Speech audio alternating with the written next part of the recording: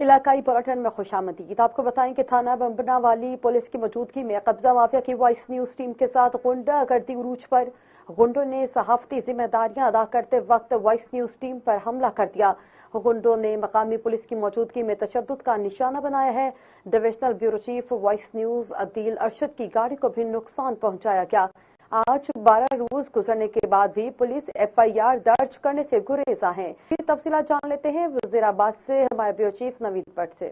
یہ بالکل میاں Adeel Arshad division bureau chief Voice News اور ان کی ٹیم پر حملے کو 12 روز گزرنے کے باوجود مقامی پولیس اپنی روایتی بے حسی کا مظاہرہ کرتے ہوئے FIR درج کرنے کی بجائے شرپسند قبضہ مافیا عناصر کی کٹ پتلی بنی ہوئی ہے، جبکہ فوٹیج میں واضح طور پر دیکھا جا سکتا ہے پولیس کی موجودگی میں کس طرح غنڈہ عناصر نے اپنی صحافتی ذمہ داریاں ادا کرنے والی وائس نیوز کی ٹیم پر بہیمانہ تشدد کر رہے ہیں، اور پولیس ان گنڈوں کی سہولت کار بنی ہوئی ہے۔ ہمارے ذرائع کے مطابق مقامی پولیس کی ہی مبینہ ملی بھگت سے یہ شرمناک واقعہ رونما ہوا ہے، جس کی جتنی بھی مذمت کی جائے کم ہے۔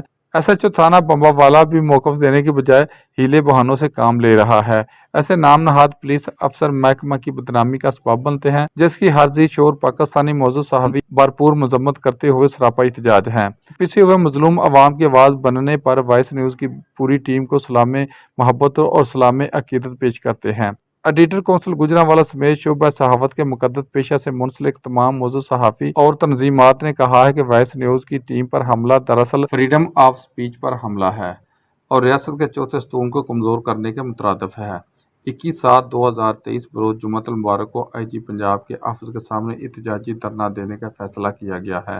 گوجرانوالہ میں صحافیوں کے خلاف جھوٹے مقدمات درج کرنے والے پولیس افسران کی معطلی تک احتجاج جاری رہے گا، اور مرزا MB قمر، فیصل خالد ملک، میاں عدیل ارشد کے ساتھ غنڈہ گردی کرنے والے شرپسند عناصر ان کے سہولت کار اور کٹ پتلی کا کردار ادا کرنے والی کالی بھیڑوں کا محاسبہ کر کے کٹہرے میں کھڑا کرنے تک احتجاج کیا جائے گا، تاکہ آئندہ کوئی بھی ایسی مذموم حرکت نہ کر سکے۔